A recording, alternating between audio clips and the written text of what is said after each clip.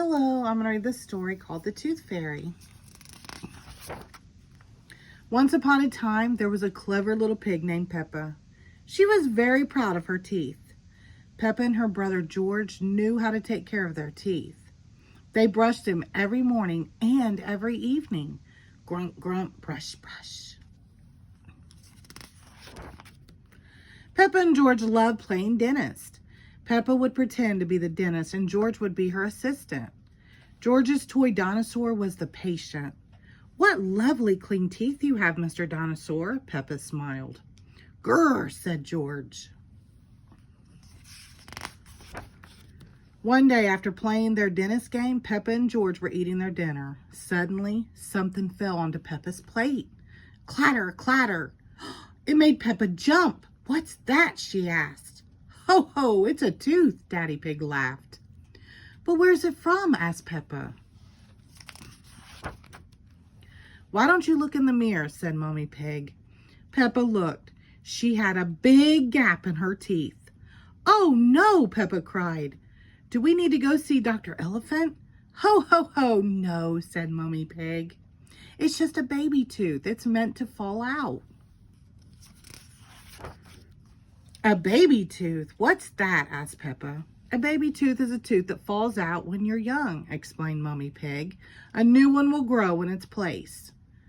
"What should I do with my baby tooth?" asked Peppa. "If you place it under your pillow, the tooth fairy will come. She will take your tooth and leave you a shiny new coin," said Mommy Pig.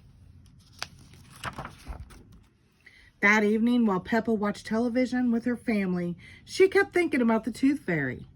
"When I grow up, I want to be a tooth fairy," said Peppa. Daddy Pig chuckled. "What about you, George?" asked Daddy. George pointed at his dinosaur. "Dinosaur," he growled. "Hee hee hee." "Come on, George," shouted Peppa. "We don't want to miss a tooth fairy." They both ran up the stairs to get ready for bed. "What are you doing, Peppa?" asked Daddy Pig. Peppa was carefully brushing her baby tooth. "I want it to be nice and clean for the tooth fairy," said Peppa. Snort, snort. Peppa tucked the tooth under her pillow. "Are you sure the tooth fairy will be able to find it?" she asked. "I promise," said Mommy Pig. "Just you wait and see.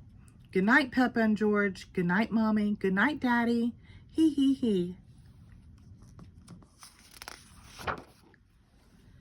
"I'm going to wait up all night for the tooth fairy," Peppa said.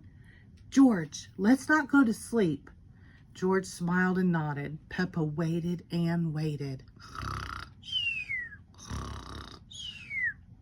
She could hear something. "Is that the tooth fairy?" Peppa wondered.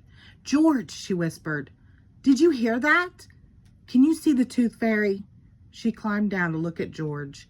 He was fast asleep. It was him making the noise. "I am much better at staying awake than George," Peppa sighed. She settled back in her bed. After a while, her eyes started to close. She quickly opened them again.